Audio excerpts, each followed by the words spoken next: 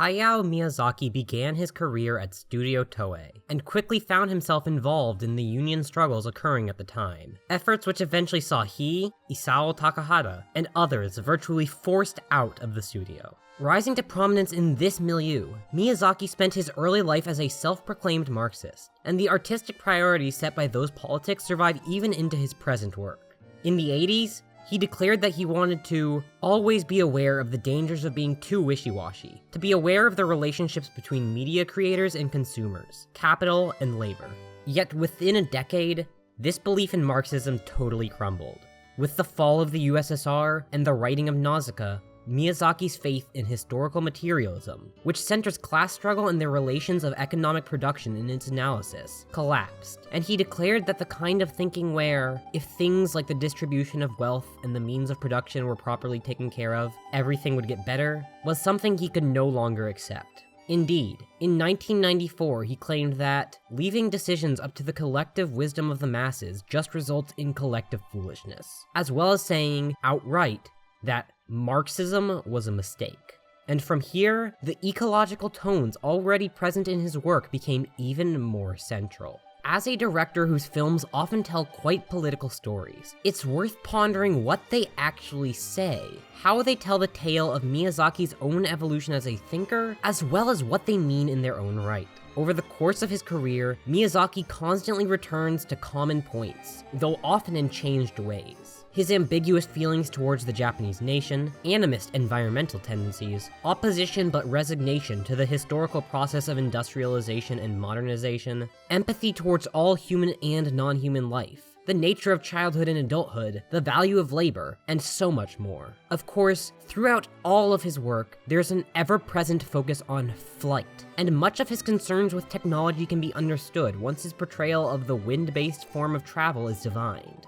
Yes, to understand all of it, we have to look at every major work he helmed. And to begin that task, it's time to start with his only complete TV anime, Future Boy Conan.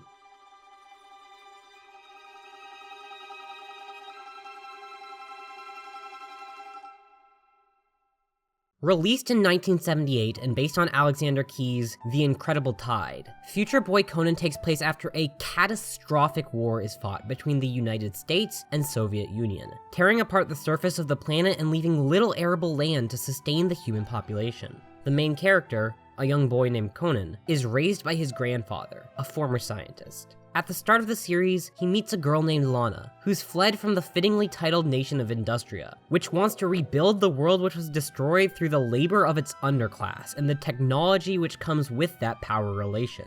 However, Lana has spent time on another island known as High Harbor, a relatively peaceful, agrarian community which offers the truest hope of survival for the human race. Throughout the story, Conan and Lana work together to protect the remaining world from Industria and its cruel leader, Lepka. At the end, they see success, destroying the planet's last warship and sinking Industria. Ensuring High Harbor's safety, Conan, Lana, and many others return to the island Conan grew up on, which is now a larger landmass, to repopulate it. Without a doubt, Conan has a Marxist bent. While it makes no attempt to defend the USSR's own developmental urges, it alters the novel's portrayal, in which High Harbor is the West's successor, while Industria is the Soviets'. Indeed, Industria in the anime represents not the sins of some supposed communism, but instead the faults of industrial society as a whole. There's no indication, compared to the novel, of who began the war, but it didn't matter much by the time the bombs dropped.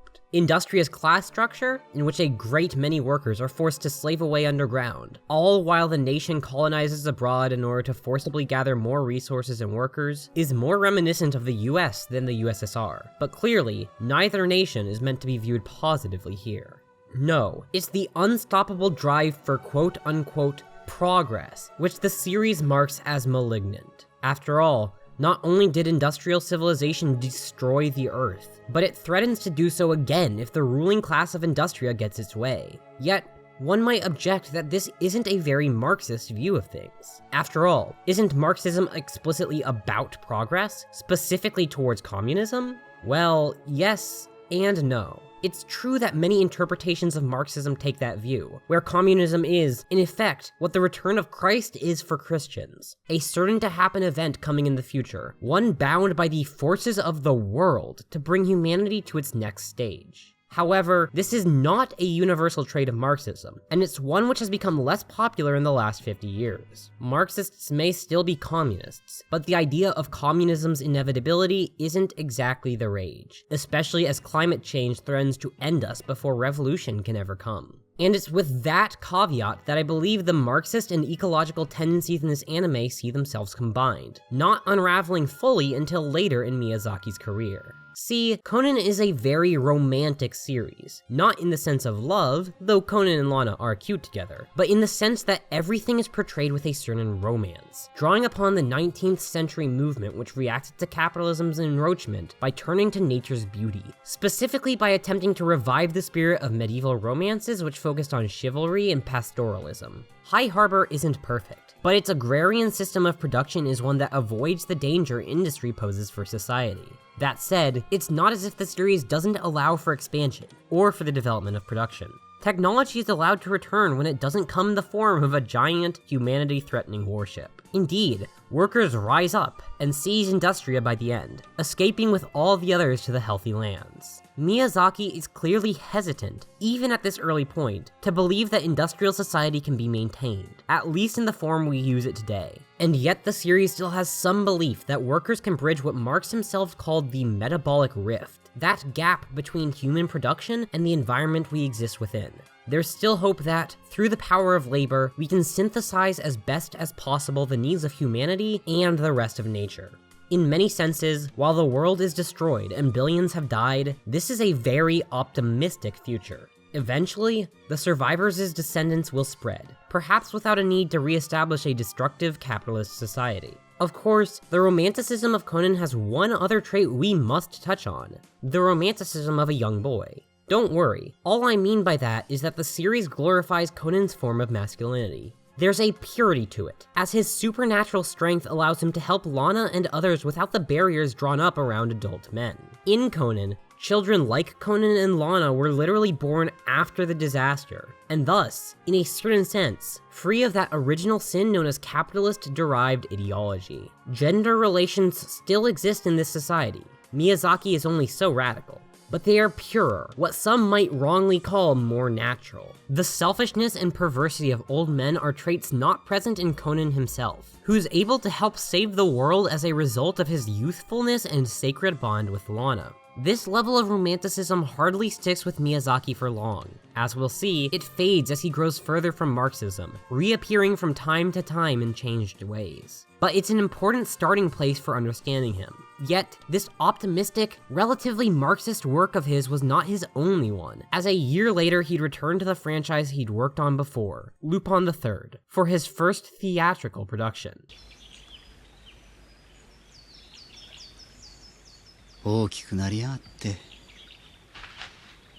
The Castle of Cagliostro, released in 1979, is a strange entity within the Lupin franchise, in spite of its current place as its most popular entry. Significantly toned down in many regards when compared to its predecessors, it's a far more romantic work. While Lupin himself is always something of a gentleman thief, the gentleman side is often far weaker than the thief bit, and his perversion is a constant element in many other Lupin series. Here, however, it's an almost pure-hearted desire to help the damsel in distress, Princess Clarice, from the threat of arranged marriage to her evil uncle that motivates the majority of his actions. To understand this film in particular, it's worth thinking about what Lupin represents. In my video on remakes last year, I mentioned that much of the reason we love characters like Lupin is that they hurt those we intuitively recognize as harmful to us, the extremely wealthy. Absorbed in a belief that capitalist property relations are natural or just, we can't totally forgive Lupin. He's still a thief, after all. And yet his thievery isn't really all that bad. It's inherently somewhat romantic, in fact, especially as he has little concern for what's done with the wasted treasure he gets. When Lupin nabs a stash of gold, we all recognize that, at its core, the metal's pretty useless to the world. These pointless treasures have little to no utility. Lupin takes that implicit recognition and makes it explicit by practically throwing it out as soon as he's satisfied with the thrill of taking it. This is what's so important about him as a character, and what's so romantic about it all. He's not a Robin Hood, an outright benevolent figure who we all recognize as basically morally correct to his core. Robin Hood deprives the rich of their ill-gotten wealth and returns it to those who actually need it, something that most people unconsciously accept as the right thing to do. Hint, hint. But while Lupin lacks this redistributive element, he can't be called a bad guy either. He steals from those who deserve it purely for the sake of it, and it's hard not to admire a guy so willing to do what he wants even as it upsets those in power. In this context, it's worth understanding why Cagliostro is often seen as one last adventure for the Lupin crew. It's not the chronological last event, insofar as the series has any consistency, and the 2018 anime even demonstrates that quite directly. It is, however, the symbolic last burst of the romantic thievery Lupin himself participates in. Rather than act for his own interest on any level, such as in his usually characteristic pursuit of girls, he worked almost purely for Clarice's actual well-being after meeting her. It's the ultimate act of the romantic hero, recalling the false but memorable days of European chivalry. And yet it's bound to die, just as the kingdom itself is clearly not long for this world, sustaining its practically medieval structure purely on account of its small size and its irrelevance to world capitalism. Yet the film's ending, which reveals that the true treasure hidden by Clarice's kingdom are ruins of a Roman city, makes clear that this conclusion to romantic thievery can have a greater ending than simply saving a girl. By taking from those who seek to do ill, in this case the evil count, as an allegory for the ruling classes as a whole, we can regain the earth, and with it the history that they've cast aside, while ignoring the meaningless, ultimately false wealth they've accumulated for its own sake. This isn't to say that the film is literally revolutionary, of course, but in it, the death of romanticism isn't seen as purely bad, even given Miyazaki's clear admiration of it as an aesthetic in his show from just 1 year prior. Romanticism is a reaction to the conditions of privatization and industrialization that surrounded it, and once those conditions fade, so too will the movement. It's a bittersweet ending, and the intrusion of the police to once again chase Lupin acts as a safety valve which returns everything to the status quo. But the potential for a utopian exit from our present situation is opened up by the film, at a time where Miyazaki's own hope in such a revolutionary break was still alive. His next works, however, serve to indicate his growing distrust of such a perfect result.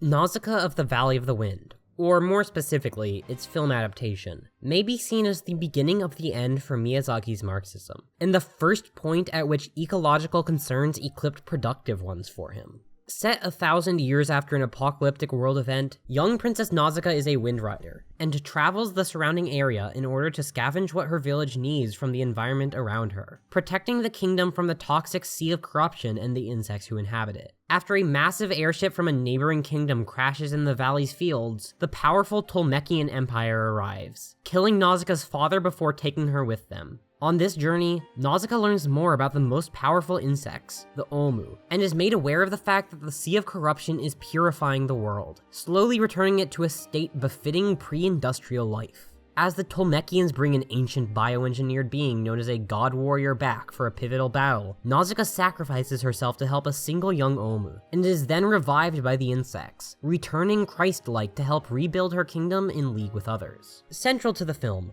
far more so than the manga which I'll be covering later, is the Valley of the Wind itself. A near constant backdrop, almost everything our lead does is for the sake of her kingdom. An agrarian community built on sharing due to its relative lack of excess, there's little sign of capitalism or anything of the sort, unlike in the industrial kingdom that the young Prince Aspel comes from. Life in the Valley of the Wind is far from ideal in many ways, yet it is life, and a nearly utopian one at that, until the invasion of the Tolmekian army. Similar in depiction to High Harbor and Conan, what makes the Valley of the Wind so effective as a utopia may be that we don't live in it. While those in the kingdom seem happy enough, they're beset on all sides by more powerful forces, and just on the border of a life-ending forest. It's a hard existence, one which would be ill-fitting for most people in the 21st century. Yet as we stare down the barrel of the climate change gun, it's difficult to conclude that an agrarian life like that in Nausicaa is a bad thing. The elements we idealize, from the tight community to its sustainable lifestyle, are exactly what most of us, especially those of us in the first world, don't have. And they naturally lead us to understand Nausicaa's desire to protect it, even as we wouldn't want to live there ourselves. I'd hardly wish to live in heaven as described by many Christians, but it's inarguably a utopian vision, and the same applies to the Valley of the Wind. At its core, the Valley of the Wind gathers both its power and safety from, well, wind. The strong winds in the valley prevent the Sea of Corruption from spreading anything beyond trace spores into the kingdom. Furthermore, wind power shows Miyazaki's acceptance of some technologies. Windmills are perfectly acceptable, and while far from ideal, airships are okay too. However, while a great many flying machines appear in the film, there's a clear dichotomy between Nausicaa's Mev, which primarily uses her understanding of the wind to stay aloft, and the giant airships which, like the one in Conan, make use of dangerous power sources to lift great masses of soldiers into the sky. Wind power is not only free, but natural in Miyazaki, and though this will be examined more thoroughly in his next work, the active desire to fight against it in the form of airplanes and their ilk clearly marks a dangerous trend in human development, one that the director, in his love of these vehicles, finds himself deeply ambivalent towards. Ultimately, the Nausicaa film, as opposed to its manga counterpart, tells a messianic story, yet this in itself does not deny Marxism. Nausicaa returns from the dead, legitimately in a crucifixion pose, yes, but in doing so she comes armed with greater knowledge, assisting in the improvement of production and productive forces. Signs of a belief in labor's power still exist within the text, though evidently in an increasingly pessimistic form. However, even stronger is the focus on ecological systems, and what we might call the assemblages within them. Anthropologist Anna Lowenhaupt-Singh defines assemblages in this context as open-ended gatherings that let us ask about communal effects without assuming them. In other words, they are connections between various entities in diverse forms, where individual elements are separable from one another, yet also fundamentally tied. While human societies play a role in the natural assemblages built around the Sea of Corruption, they hardly take a primary role. Nausicaa herself, in protecting the Omu both as a child and then as an adult, recognizes other life as equally valuable to human life. But, notably, in the film it stops there, never implying that other life is superior to human life. Increasingly, Miyazaki's work is growing away from a direct focus on production and historical materialism, towards a study of ecological assemblages heavily informed by animist religious philosophy such as Japan's folk beliefs. Still, Marxism was given one last major chance in his following film, the first work properly made by Ghibli.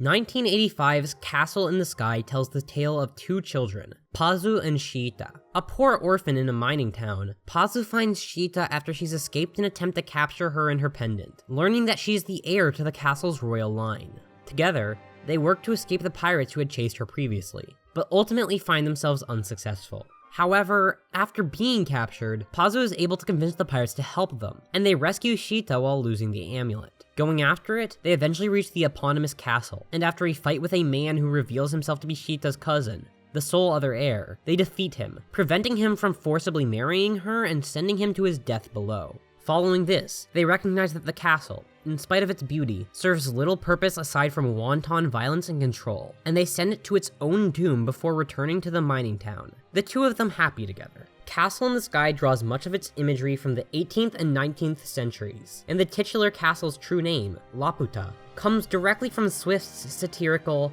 Gulliver's Travels. As an early steampunk work, one of relatively few in anime, this is quite fitting. Steampunk could, perhaps, be viewed as the antithesis of Romanticism, and yet in another way, it's simply an updated rendition of it. On the one hand, steampunk glorifies industrial society, usually Victorian Britain and worlds like it, crafting an aesthetic where the absolute power exerted by England at the time was capable of continuing forever. This is not to erase the fact that steampunk, like its close neighbor cyberpunk, was born with a skepticism towards imperial and industrial expansion.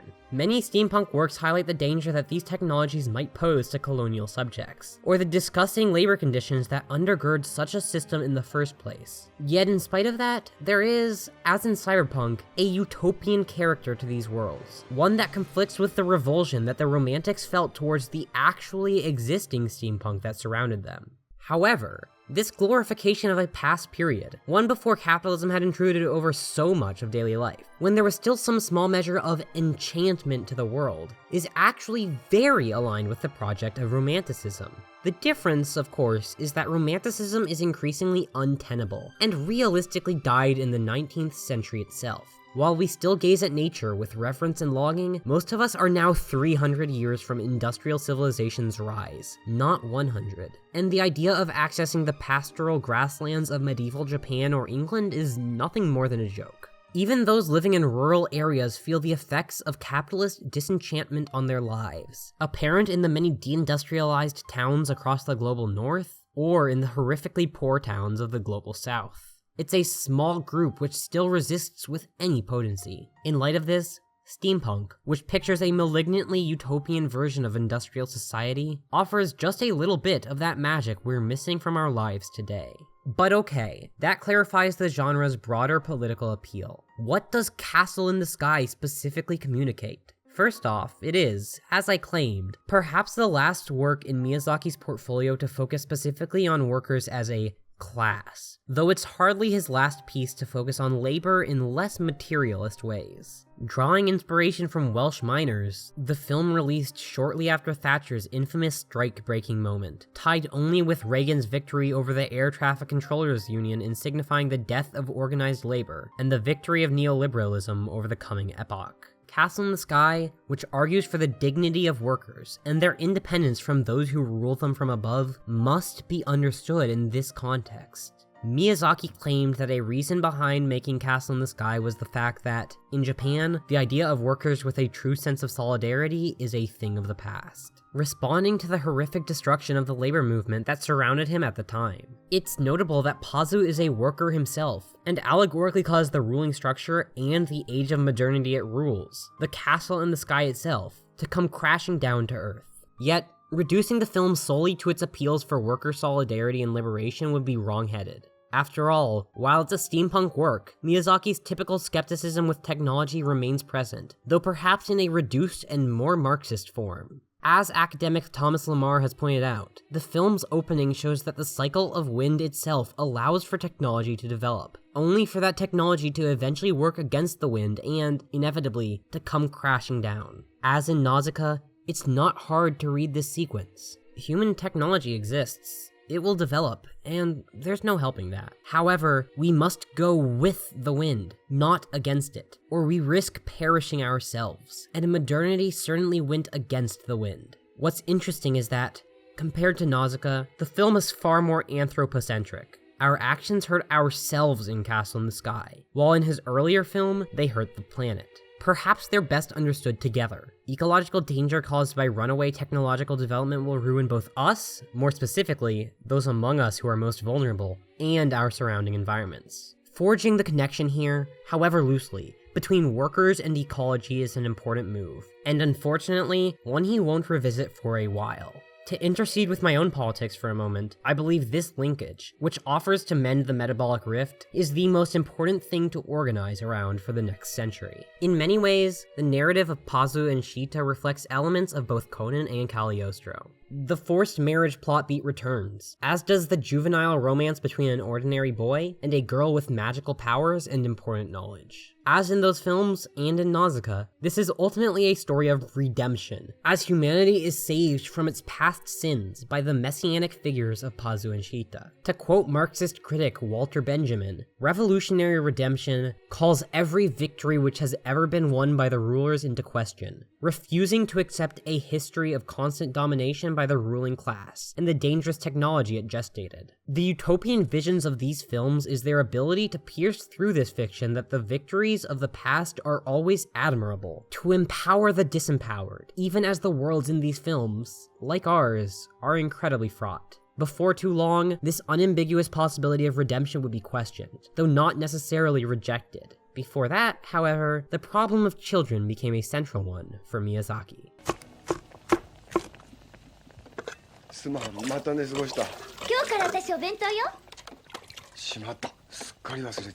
My Neighbor Totoro, more than any other Miyazaki work, is not simply a popular movie, but an institution. And while it's not a franchise as such, Totoro himself is one of the most popular mascot characters in Japan and around the world, rivaling the likes of Doraemon and, of course, Pikachu. Something must be particularly appealing, on all levels of the art, to achieve that kind of popularity. And Totoro certainly is. Telling the story of two girls, Satsuki and Mei, who move to a rural village with their father to be closer to their hospital-bound mother, they discover a series of tree spirits called Totoros in the midst of their childish adventures, who they eventually rely on when Mei becomes lost searching for their mother after falsely getting the impression that she's in danger. Totoro and the famous cat bus transport them to the hospital, where they leave a gift for her mom. The film resolves thusly, with the girls happy and their mother eventually safely returning home. Compared to most Miyazaki films, it's light on plot, and also fairly short. Yet, in spite of that, it holds its own politically among the rest of his works. Totoro is, of course, concerned with childhood, but the question has to be asked, what kind of childhood?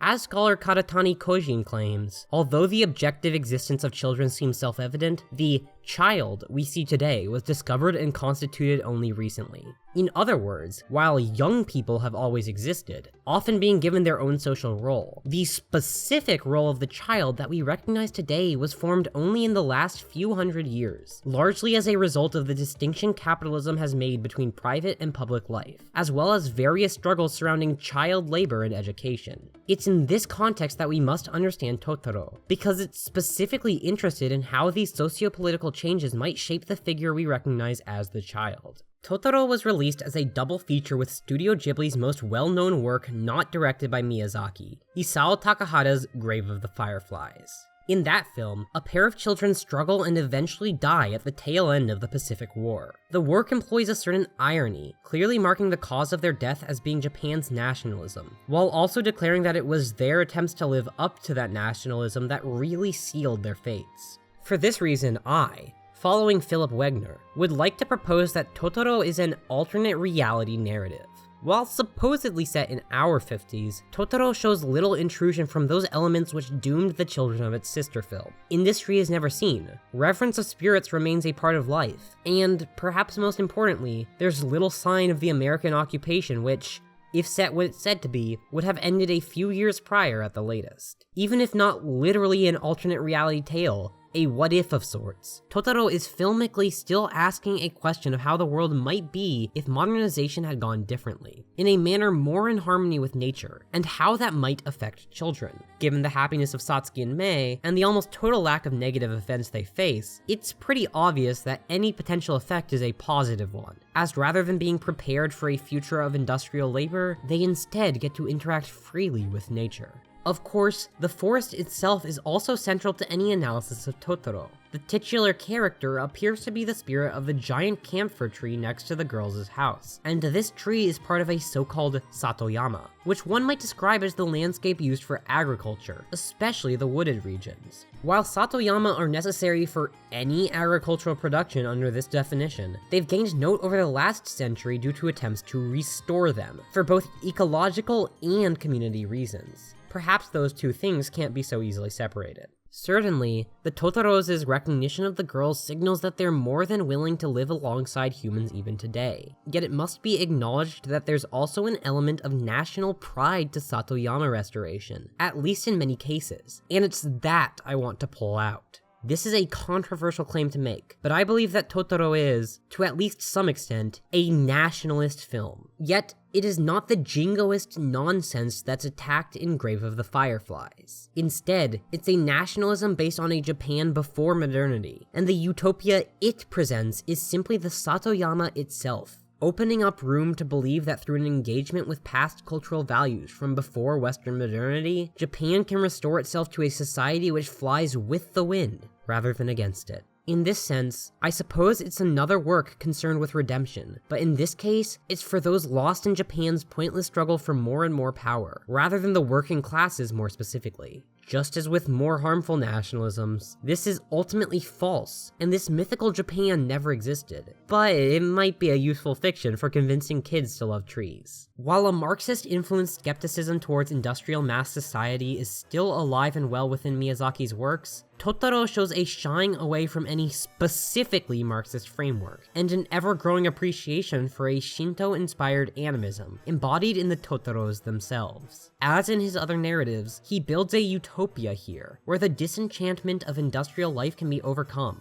and the lives of the girls is certainly quite enchanted. On childhood, a topic Miyazaki will return to, the film makes it clear that the difficulties of growing up, which are very much real and expressed in the girls' fears about their mother, are best resolved by inhabiting the world in some authentic way, working with the nature around us. In the end, however, while it may be a utopian vision, Miyazaki isn't stupid. There is no true escape from modernity, not at this stage. After all, Satoyama preservation is a distinctly modern concept, and any Satoyama that's been restored is certainly not the same as it was before it needed to be in the first place.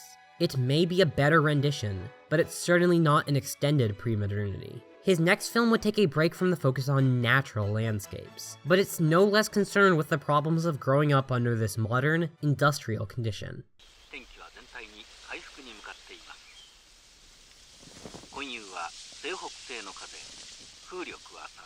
Where Totoro is perhaps symbolically set in an alternate reality, Kiki's delivery service literally is. Not only does it take place in a non-existent Northern European city that's simultaneously somehow both Mediterranean and French, but the technology on display is all out of whack, and while it roughly aligns with the 50s, the same period as Totoro, there are a great number of objects and symbols which cast doubt on that assumption. The only sure thing is that it ranges somewhere from, say, the 30s to the 70s. Starring a young witch named Kiki who's sent off at the age of 13 to find herself a city to live in with her cat familiar, Gigi, she ends up growing disappointed when she learns that few in her chosen town care about magic. Fortunately, a nice baker takes her in, and she sets up a delivery service using her broom. As various jobs go wrong, and she finds herself unable to connect properly to a boy interested in her, Tombo, her depression catches up with her, and she finds herself unable to fly or talk to Gigi. That is, until Tombo is involved in an airship accident and ends up hanging far above the ground. Here, she regains her motivation, and thus her powers, and she manages to save him. At the end of the story, she declares that while there's still times she feels sad, she's happy with the city she lives in. The world of Kiki's is one where witches are rare enough to be a spectacle, but not so uncommon as to be valuable after the novelty's worn off. Truly, compared to Totoro, it's a disenchanted world. No wonder, then, that Kiki finds herself depressed. There's little use for magic when we have modern technology. Not all of it is directly portrayed, but industrial society comes with its consequences. Medicine, flight, so many things once kept in the domain of witchcraft are now achieved through scientific rationality. Even Kiki's mother, a witch herself, measures her potions like a chemist, and for whatever value that may bring, and certainly there is some, there's a loss to it as well. Surely, Kiki's ancestors had an easier time, living in an age where witches served a real utility. This disenchantment of modern capitalist society is clearly marked as akin to the disenchantment of adolescence and artistry in modernity. Kiki is shocked by all of this at 13, just as a great many teenagers are forced to understand, having left true childhood, something of what the world's like, losing much of their childish wonder in an ultimately bittersweet move. Would Kiki be able to see the Totoros? Who can say, but it'd certainly be more difficult for her than it was for Satsuki and Mei, just as it's easier for them to notice what still remains of magic in our society. The airship disaster at the end of the film, which takes lines directly from our world's famous Hindenburg disaster, drives this point home. Modernity is fundamentally disastrous, causing far more problems than it claims to solve. Its lies of continuing enchantment will always, inevitably die. But who are you to stop them?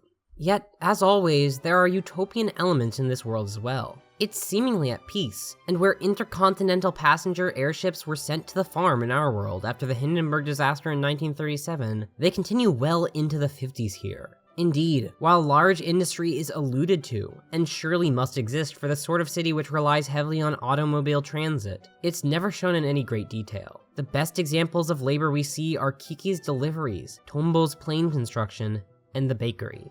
What ties all of these together? Well, they're relatively independent ventures, and yet they connect those around them, creating a web, perhaps even an assemblage of producers. Of course, this is obviously a capitalist society, so it's not the union of producers Marx discussed, but that's actually essential.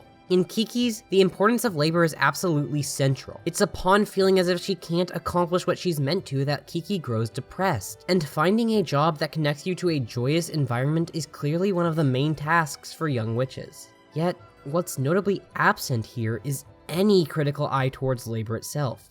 Certainly, the workers in Castle in the Sky are idealized, yet their plight is apparent as well. No such thing is true in Kiki's, because while the main characters all perform labor, they are certainly not a proletariat, lacking any conception of what class they might be a part of, or any real bosses to speak of.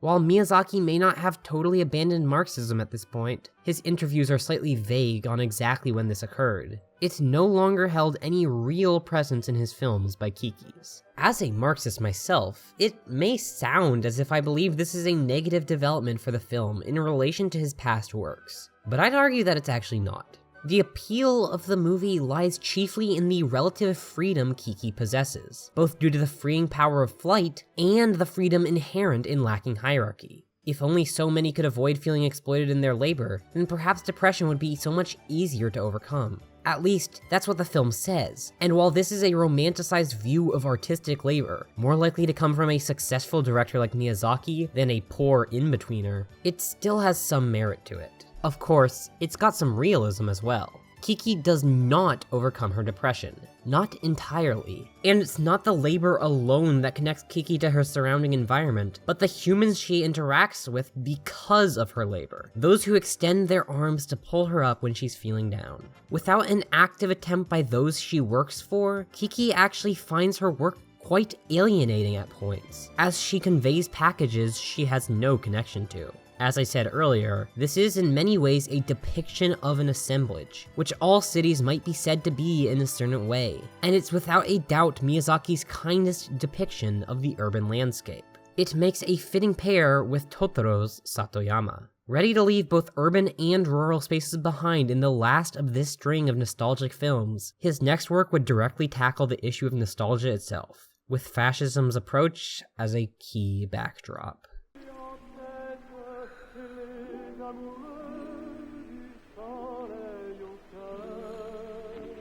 1992's Porco Rosso is set in the early 30s, a time where Italian and German fascism are growing increasingly powerful, and the Depression has its grip on most of the world. A World War I veteran and bounty hunter, Porco Rosso, who's been transformed into a pig by a curse, attempts to avoid arrest by the fascist authorities. Along the way, he meets with his lost love Gina, now a singer, and Fio, a young airplane mechanic who comes to develop a crush on him. Curtis, a man interested in both women, eventually ends up dueling Marco, Porco Rosso's real name, for Fio's hand, and loses before the fascist air force arrives in order to shut them all down. Perhaps the most famous line in this film is Marco's statement where, when asked to return to the Air Force, he responds, "I'd rather be a pig than a fascist." Obviously, this is a hilarious quote in itself. And it's also one which clearly signifies that Marco, in spite of his fairly serious misogyny and status as a World War I hero, is not the kind of man who'd be caught dead working for Mussolini,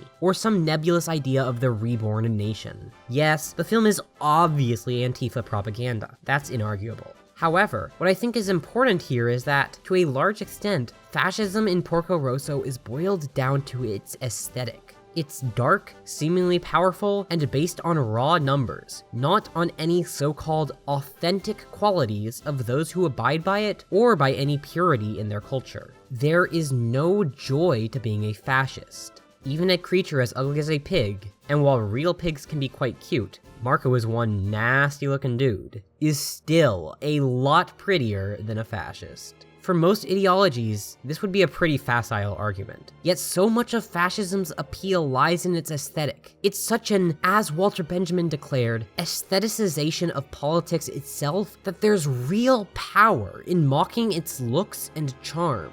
After all, it only takes some leaked audio to see what really lies beneath the surface of a fascist's charming rhetoric and flashy facade.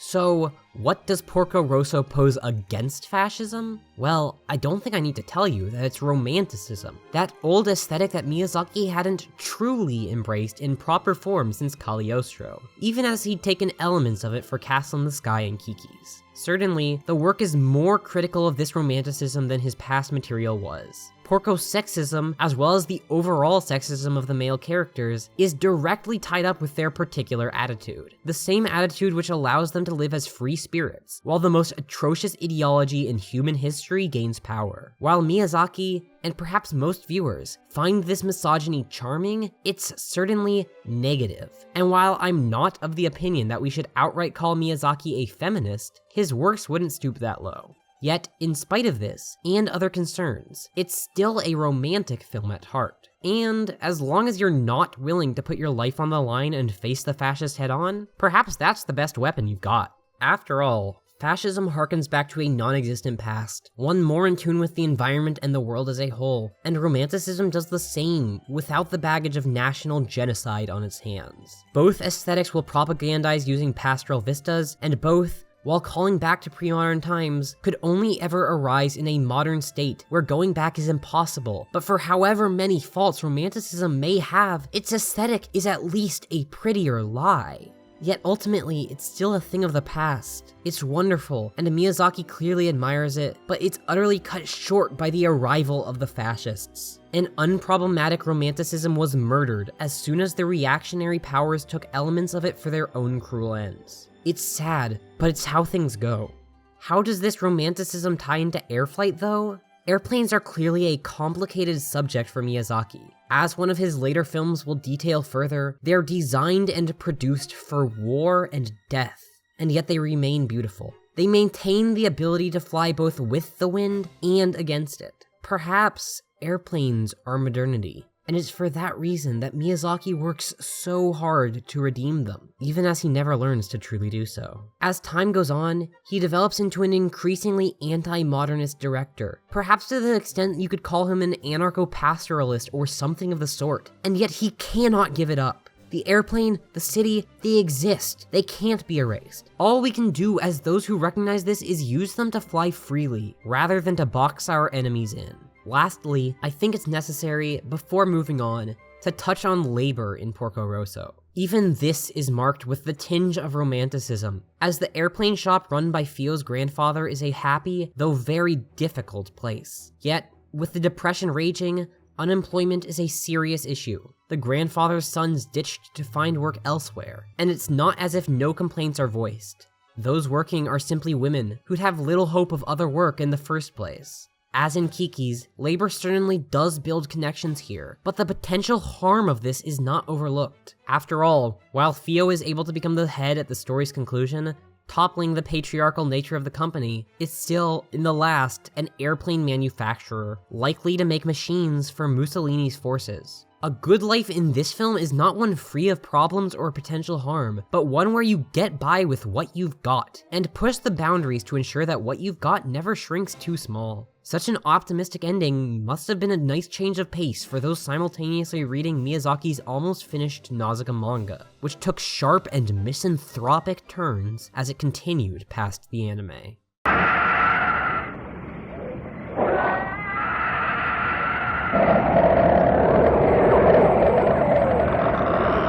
Nausicaa's manga is a dark work, finished as it was in 1994, 3 years after the fall of the Soviet Union. By the time of its completion, Miyazaki had lost all faith in Marxism.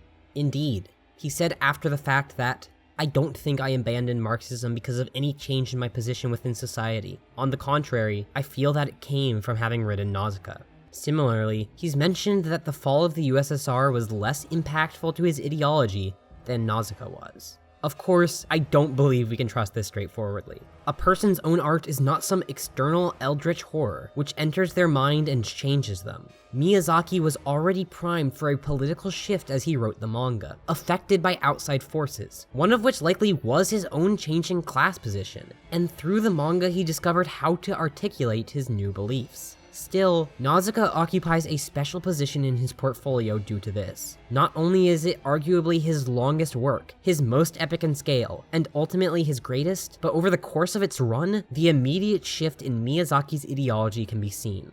For this reason, I believe it deserves particular attention. The Nausicaa manga diverges from the anime practically from page 1. But to simplify things, most of the events in the film happen in the manga as well, though the God Warrior is never awakened by Tolmechia, and rather than survivors from Aspel's kingdom, the Tolmechian army is faced up against the Dorok Principalities, a highly religious group whose leader, the Holy Emperor, dominates the people with his psychic powers. In addition to the Doroks and the Tolmechians stand the Worm Handlers, a pariah group used as mercenaries, and the Forest People, a small collection of humans who live in harmony with the Sea of Corruption. While the story is too epic to fully recap here, I'll deliver the briefest explanation I can.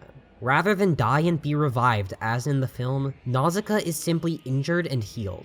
Eventually, she comes face to face with a Dorok-engineered mold which creates a dangerous miasma, attracting the Omu, who sacrifice themselves to stop the mold and create a new Sea of Corruption. Protected by the insects, Nausicaa learns the truth of the world. In the center of the Sea of Corruption lies a Pure Land, a romantic dream world. Following this, Nausicaa helps awaken a God Warrior, which treats her as her mother even as it spews radiation all around it. On the way to the Dorok Central City, Nausicaa discovers a strange place where all the treasures of Western civilization still exist. She abandons it nonetheless after learning that the humans of her time can't live in the land purified by the Sea of Corruption. Once at the city, she enters the monolithic crypt, where she confronts the AI programmed by the scientists of industrial society. There, it's revealed that all of Earth was engineered, that the humans of Nausicaa's time are altered to be able to live in the polluted atmosphere, and that the 7 days of fire which destroyed the world were an intentional attempt at resetting it by a group of ecologists. The AI keeps the humans of industrial society in the crypt, ready to release them when the sea has spread far enough. Despite protestations, Nausicaa destroys this, admitting that even though she may doom humanity, she's not willing to cling to a false hope created by the technology that rendered the world as it was. In her final words, she urges the remainder of humanity to live in spite of hardship. Rather than the messianic figure of the film, the Nausicaa of the manga is an apocalyptic woman, and as Susan Napier has rightfully pointed out, very shamanistic. Central to Nausicaa's journey is her ability to interact across multiple planes and between multiple types of being. She can communicate with bugs, the God Warrior, the AI, and even the dead in various ways. Her ability to forge assemblages beyond the material is what gives her the chance to decide the world's future. Yet, using this, she makes no attempt at crafting some sort of agrarian millennium kingdom as in the film. Indeed, she never returns to the Valley of the Wind, in spite of being its queen for most of the story. Perhaps the point at which Miyazaki was the most pessimistic, having seen the potential for world socialism fall into ash with nothing to show for it, and confronted with the human population's continued refusal to address pressing ecological concerns, the manga is increasingly difficult to read towards its latter half. There's almost no hope for utopian escape here, and Nausicaa throws away all the chances at it that she's presented with. In her mind, neither a romantic fantasy land nor a bioengineered redemption is worth it, as long as they bear the mark of modernity. Yet this is what makes Nausicaa an endlessly enduring work. Within the crypt, Nausicaa replies to the AI, which asks if she's willing to cause mass extinction with these words: "Your question is laughable. We have lived all these centuries with the Sea of Corruption. Extinction has long since become a part of our lives." This exchange is an extremely realist position, lacking the utopian vision Nausicaa displayed in the past. Simultaneously, it excuses her actions, writing the prevention of extinction off as impossible, while also providing its own sort of hope. After all, humanity and other species, through their cooperative assemblages, have continued in the time of mass death. Nausicaa may be inviting doom, but at least she's not holding out for some magic solution. More so now than in 1994, we are facing down this exact same conundrum. The idea of preventing another great mass extinction event is a fantasy, utterly impossible to actually achieve.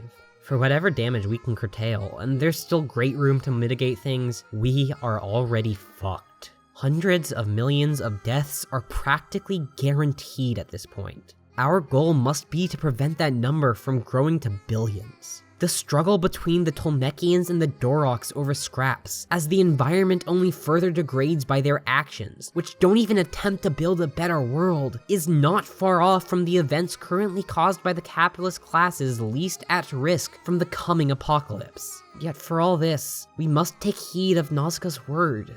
We must live.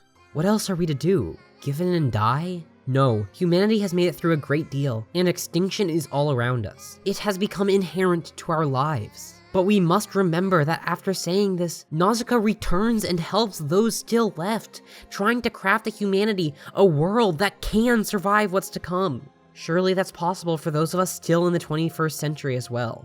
But this utopian belief in the ability of humanity to power through is not all the manga contains. No, it also has a far darker side than even that. Nausicaa very well may have consigned humanity to oblivion, and if so, that might not be entirely bad. Where the film established other life as equal to humans, in the manga, it clearly becomes superior. Fail as they might, other species attempt to build mutual assemblages, at least on an ecosystemic level if not an individual one. Humans, even in the twilight of their existence as a group, continue to squabble over ever-decreasing amounts of land, desperate to exert their own power, to the point they'll destroy the land itself to get what they want. Hell, to save humanity, a group of scientists were willing to temporarily doom the Earth. How is this a species worth saving? There's a certain antipathy towards the concept of change, just as prevalent in Nausicaa as its hope for our survival, a belief that we can only make things worse. Perhaps it's right. Nonetheless, it's an attitude that, if universally adopted, would doom us all. It's something we must resist, and in his own unique way, I believe Miyazaki recognizes that. Yet it's hard to deny the appeal of giving up when the obstacles seem so insurmountable and decided by past actions. Regardless, one thing is clear in this manga. The idea of Western civilization must be left behind. It may not be so easy to do so entirely. After all, Nausicaa continues to fly using machines derived ultimately from our time, yet for whatever technologies we may borrow, we can't accept the system behind them. Those profit-motivated inventions are dangerous. Nausicaa leaves behind the European paradise for a reason, as no matter how beautiful the music stored there may be, it comes with the scourge of imperialism, colonialism, and violence, no longer capable of redemption in a world long since ravaged. No, animism and extremely local politics are back in, a reaction to the faltering belief of both Miyazaki and the world as a whole in the ability to meaningfully direct large, structural change. As much as I still believe in the workers' revolution myself, I find myself considering we may not have enough time on my darker days. Perhaps we are living in the twilight of humanity, chilling as that is to imagine. It's that mood that Nausicaa taps into so perfectly, making it Miyazaki's best work, and he would never again come so face to face with utter despair. This conclusion would be a tough act to follow, and due to shifts at Ghibli it took a while, but for his next work, the director continued many of Nausicaa's thematic impulses, while setting them in the past rather than the future.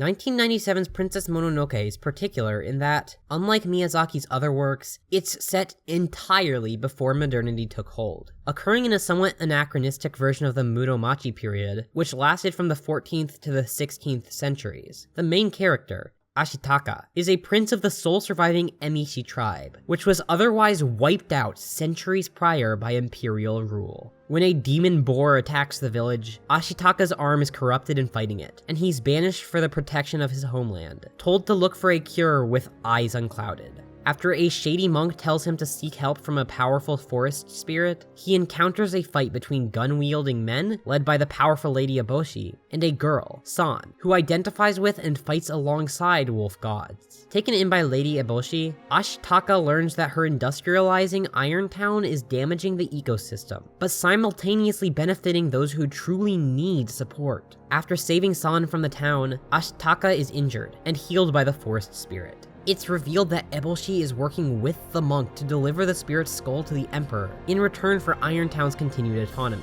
and her forces decimate the remaining spirits who fight against her. As the forest spirit's head is stolen, it destroys the entire land, unable to serve the recuperative role it had when it was whole. However, Ashitaka and San work together and return its head, and though it still dies, it heals the land in doing so. Rather than stick together, Ashitaka stays with Eboshi to build a better version of the town, while San returns to the forest, though they promise to meet again. The world Ashitaka comes from is Edenic, a relatively untouched land free of the sin that the outside world is capable of bringing. His village's structure is closely aligned with primitive communism, that period of human existence which occurred before the introduction of a class system, which has always played a role as a paradise which, through the messianic power of revolution, we can regain in new and improved form. Yet Ashitaka himself is never to return to the village after leaving it. This revolutionary redemption is not a literal return, and the best we can do for those of the past is respect the lives they lived and move to make our own world better. Indeed, the ending of the Nausicaa manga is reversed here. While Ashitaka also demands that life continue on, he does so by working with Eboshi's group to build new settlements. With eyes unclouded, he can look at the past for what it is, a terrible series of tragedies with some kernel of salvageable beauty still held within them. Despite almost ruining the land for generations, Eboshi is worth working with, because what else is to be done?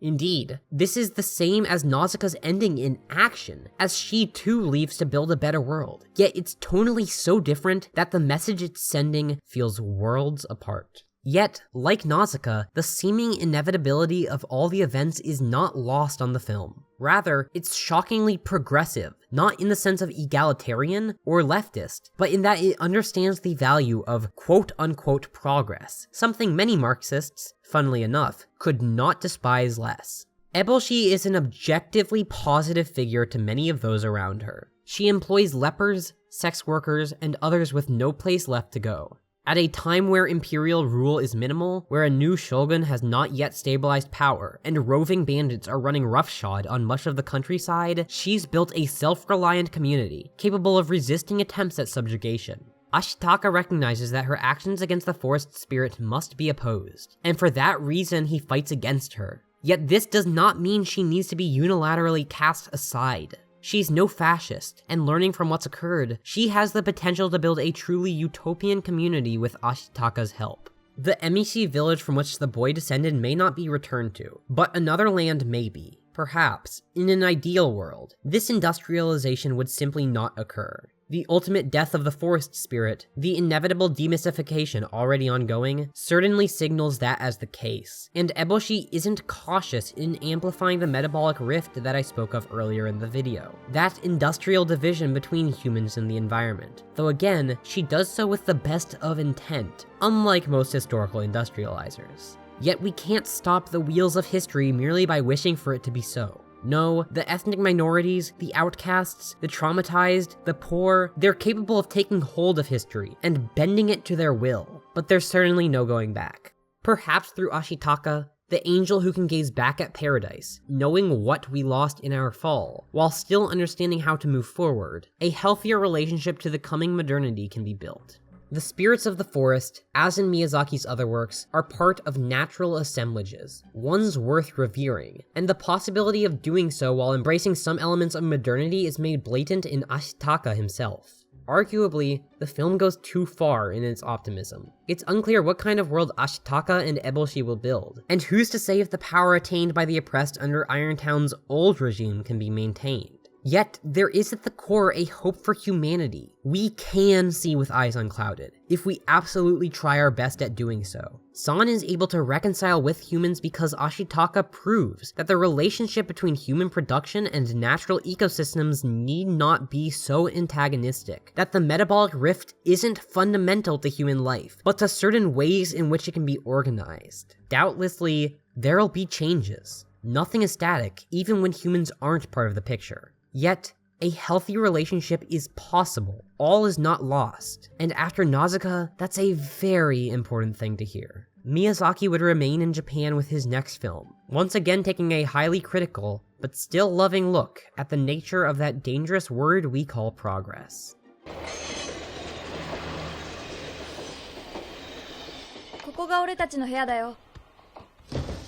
食って寝りゃ元気になるさ。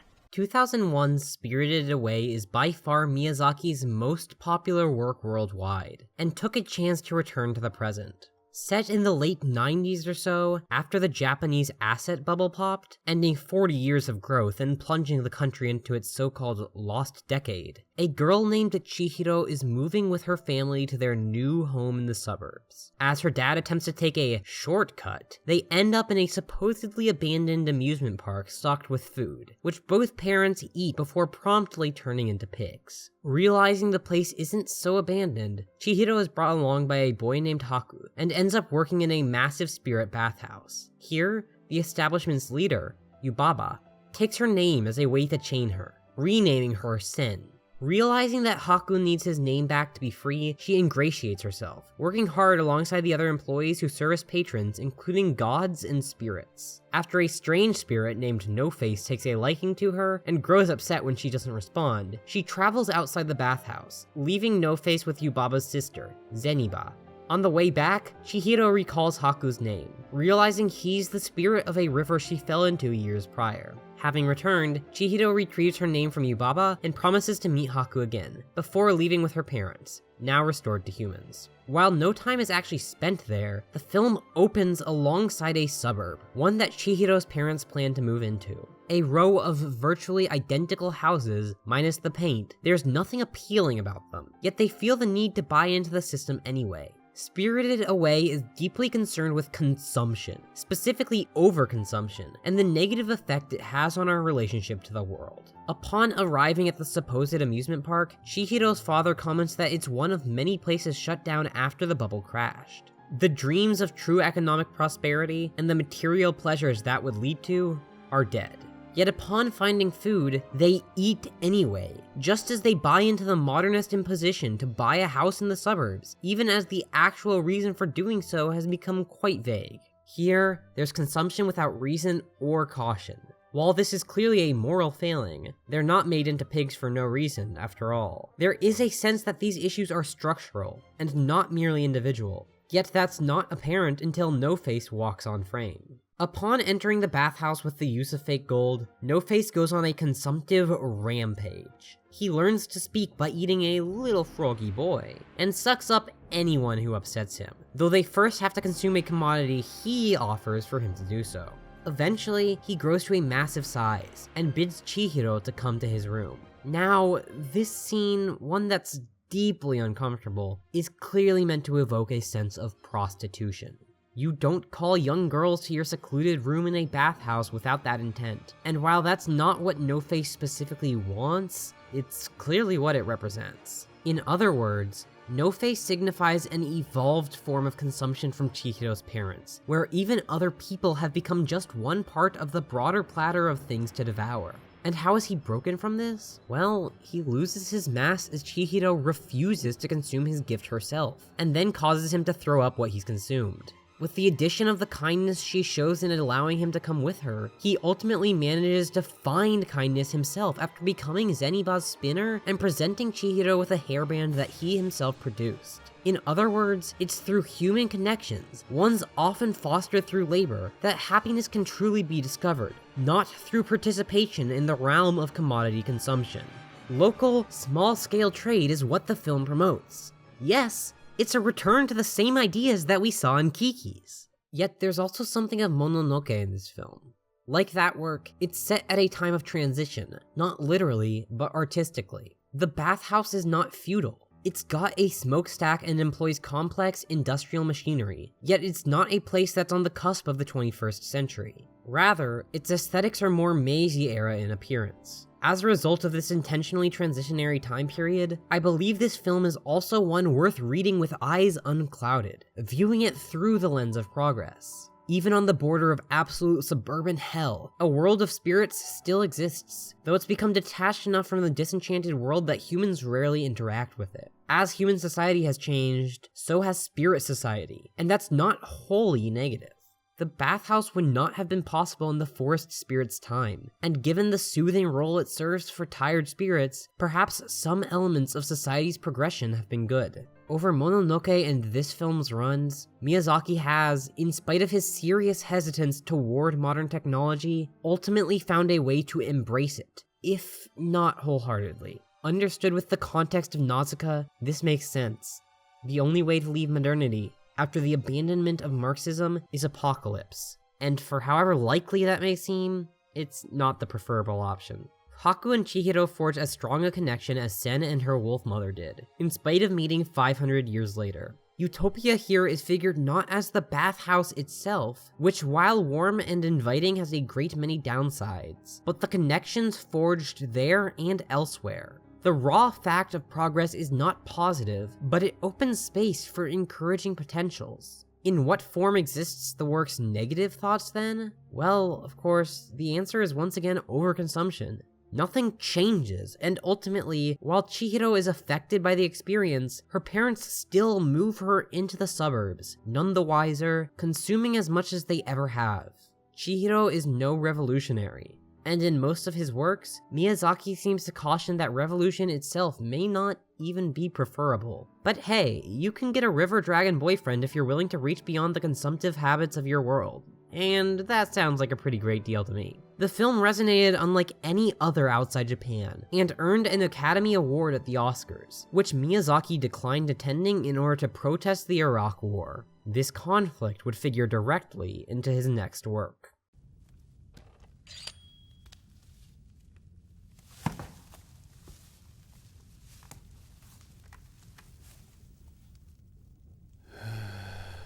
Howl's Moving Castle is a strange film.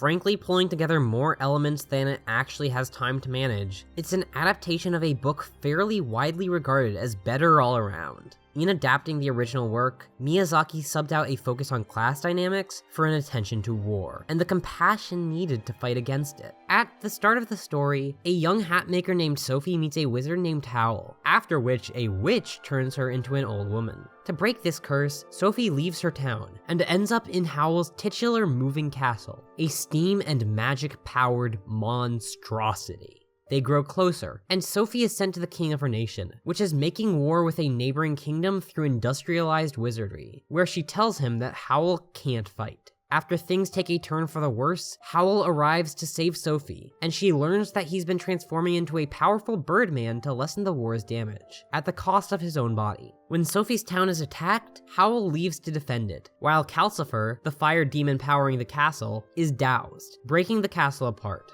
Sophie and Howl reunite, with the girl placing Howl's stolen heart back inside him, breaking her curse. Following this, the war is ended by the king's mother, the real power in the kingdom, and Sophie and Howl fly off together.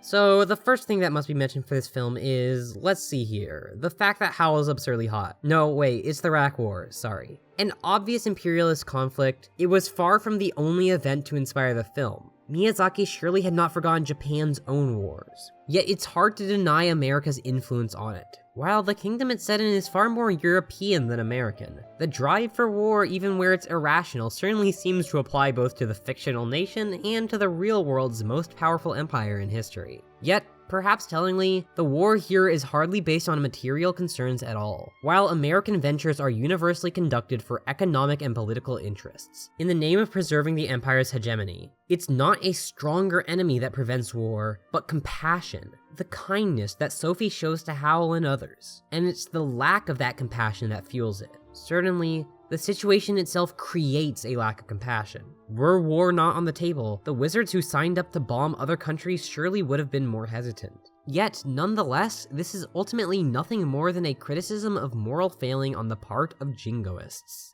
This is part of where the film falters. Compared to the portrayal of conflict in Mononoke, it's disappointingly unnuanced. Yet focusing on war alone is insufficient. The castle itself must be paid attention to. The animation is central here. At all times, the thing seems as if it's about to fall apart, and yet, literally by magic, it fails to do so. It's a definitively modern building, or vehicle, depending on how you'd like to refer to it, and yet it's nevertheless enchanted. Miyazaki is quite fond of these early 20th century settings, and perhaps the reason why is how unfixed they are. It may be too late to steer industrial society in a beneficial direction, or at least far more difficult, but there's always a chance in the past. The magic of the castle comes from Calcifer, who is, after all, a fire demon, representing a natural elemental force, and it's through interacting with him that it's kept stable. Perhaps, if we maintain our belief in the enchanted, these machines which cause us so much trouble in the here and now can be managed. Yet, it's not so easy to conclude that's the point of the castle. In its bizarre construction, its strange amalgamation of disparate elements that hardly seem to fit together, there's a certain satire of real industrial machines, and perhaps even steampunk itself. After all, while the animation is certainly impressive, the layering of the parts gorgeous, who could really claim to find the castle itself beautiful? While not a machine of war, Howell is a pacifist after all, it's certainly in line with those combat-oriented vehicles Miyazaki himself is so fond of.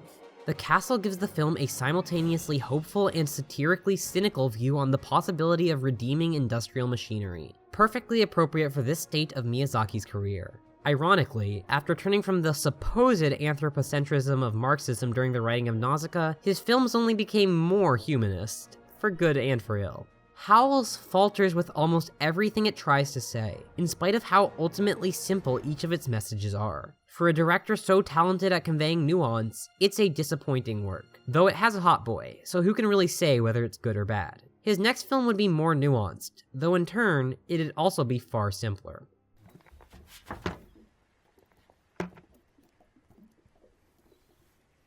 Ponyo, 眠いの?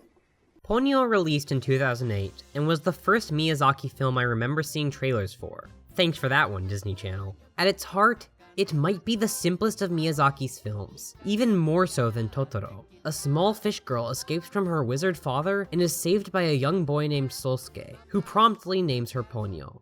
They spend some time together before the father, Fujimoto, retrieves her, though by then she's been altered by human affection, unwilling to be called by her birth name, and when he's gone she escapes again, using magic to make herself human. Unfortunately, this magic causes a global catastrophe, as tsunamis wreak havoc, but Sosuke and Ponyo reunite. With nature imbalanced, the two young lovebirds leave to find Sosuke's mom. When they find her, Ponyo's goddess mother, verifying their love, allows Ponyo to permanently become a human, returning the balance of nature to the world. While ecology and childhood return as focal points in this film, I must be honest with you, this movie has the least to say of anything the man's directed. That doesn't mean that it communicates nothing, it certainly does, but so many of the themes are just repackaged versions of ideas he's already displayed in a more complex form that going through every major point would just be a retread, primarily of the Totoro section.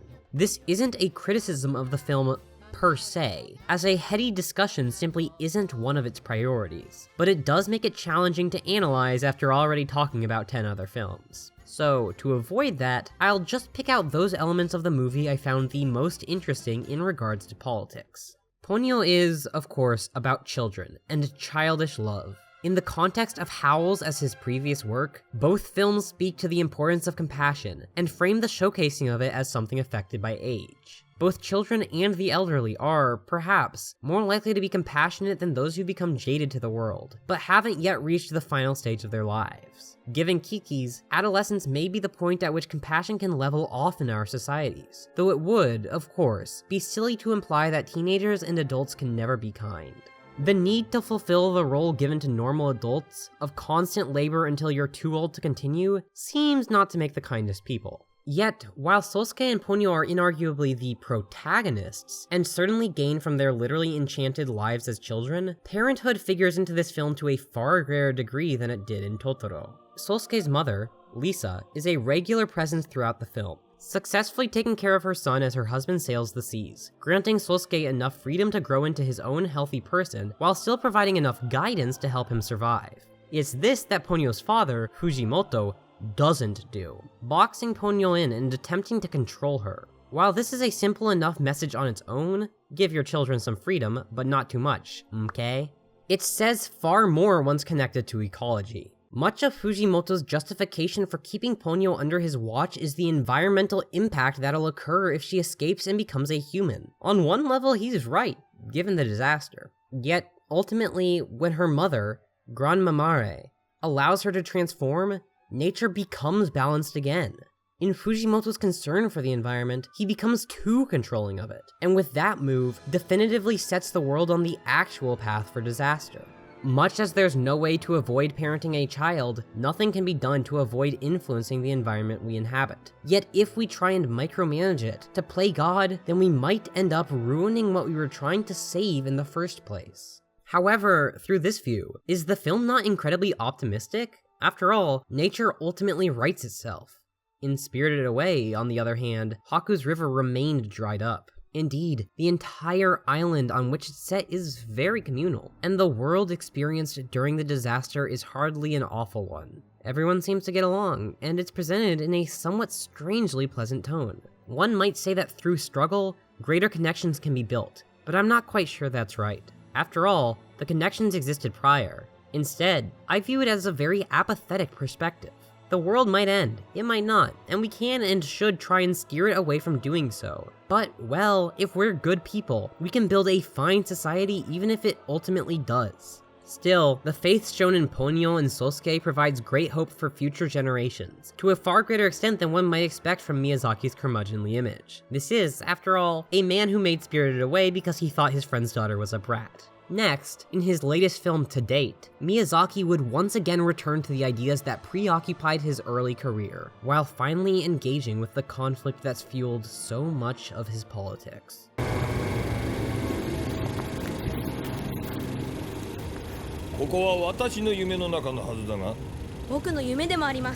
In 2013's The Wind Rises, Jiro Horikoshi, a real historical figure, has a dream in which he encounters a famous Italian plane designer which spurs him to pursue engineering.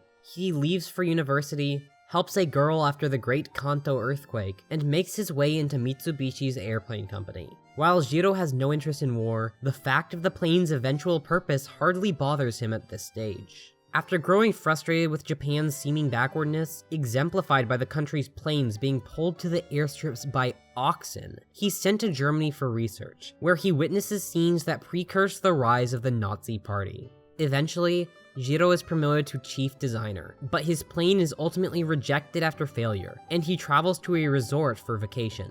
There, he meets the girl he saved again, and falls in love, while also meeting a German guest at the resort, who warns that the path both Japan and Germany are on will only lead to disaster, before he's forced to leave in order to avoid the secret police. While Jiro hides due to his connection to the man, he and the girl, Naoko, get married, after she sneaks out of the sanatorium in which she was being treated for tuberculosis. As Jiro watches the test flight for his newest design, Naoko returns to the sanatorium and passes away.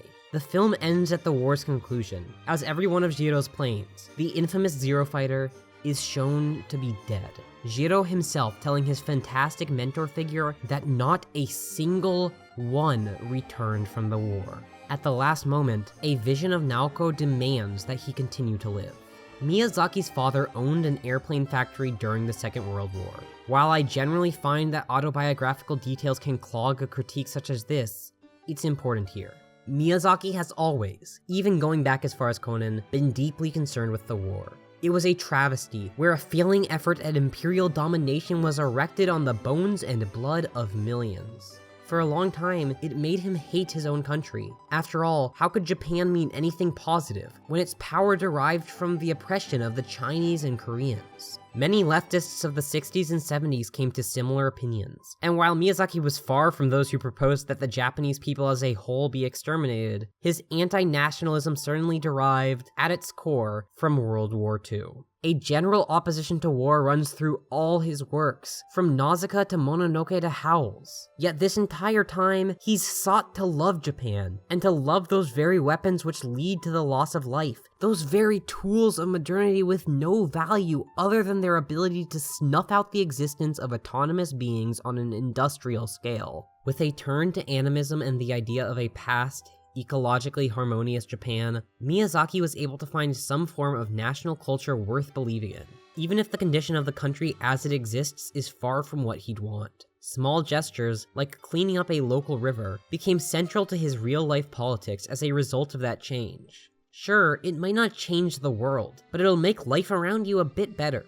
And it's actually achievable, whereas the promises of Marxism, while quite seductive, were difficult to imagine as realistic once the world's foremost socialist state fell. Yes, it would be strange to call Miyazaki a nationalist, especially when he's so against Japan's actions during the war, but is that really correct? As I said in regards to Totoro, it's not a jingoist nationalism, but there's still a Japan that Miyazaki both supports and reveres. Whether it's worth calling nationalist or not is up to you, but in my view, it is. This is confirmed in one of The Wind Rises' most important lines, when the German character says that 日本破裂する。ドイツも破裂する。 It's made clear that the biggest issues with this national chauvinism that fuels fascist ambition, this drive for power at all costs, including at the peril of marginalized groups, is ultimately that the nations themselves will suffer. Now, this doesn't mean the film isn't aware that the wars also hurt those they aren't fought in the name of. Anti-Semitism, portrayed in the German segment, is clearly bad, and Miyazaki isn't one to defend the actions committed for the sake of the Japanese Empire. Yet, ultimately, the problem with this jingoism is that it's suicidal, not that it's homicidal. The Zeros never returned, not because they were all shot down by the valiant enemy, but because the state of the war eventually plunged them into tools for kamikaze attacks. In The Wind Rises, Miyazaki's strange sort of nationalism reaches its apex, even more so than in his most animist films. He loves Japan, and because of that, he must criticize it for its faults. This is notably different from one who believes it's corrupt to the core, as I do towards America. And what of airplanes, the machine on which this all hinges? In Conan, planes were tools of control, maintaining the harmful structures that came before the collapse, even as they needed to die. In Nausicaa, they represented both freedom and conflict, but ultimately signaled our ability to, as I've said so many times by this point, fly with the wind. In Porco Rosso, they became a tool for remembering the romantic past, even as fascists threatened to use their power for ill. Here, they are all of these things and more, representing everything flight has ever meant to Miyazaki. It's pure beauty, a freeing phenomenon which brings wind-swept vistas and the exhilaration of high-speed travel beyond the clouds. It's absolute destruction, the bombing of millions, the massacre of populations, and the ultimate conclusion of self-destruction for the sake of a state which cares nothing for you. Just like Imperial Japan and the Zeros, modernity cannot be saved. Only 2 years before the film, the flaws of modern society resulted in the Fukushima disaster, something which has clearly caused him some great despair.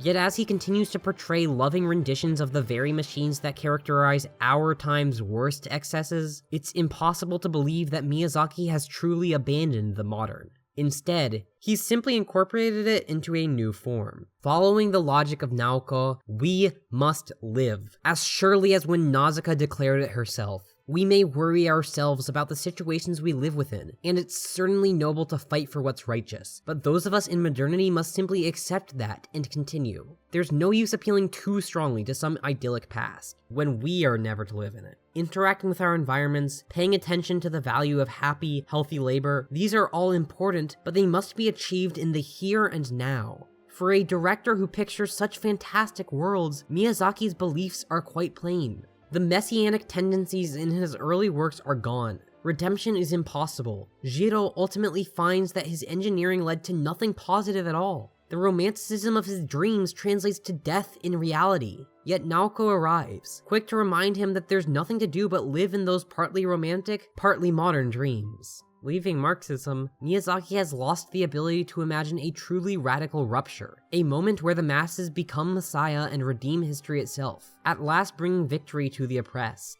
In short, he has lost a way out, an actual plan for anything beyond the most local of causes, and the utter ambiguity of The Wind Rises is perhaps the best show of that.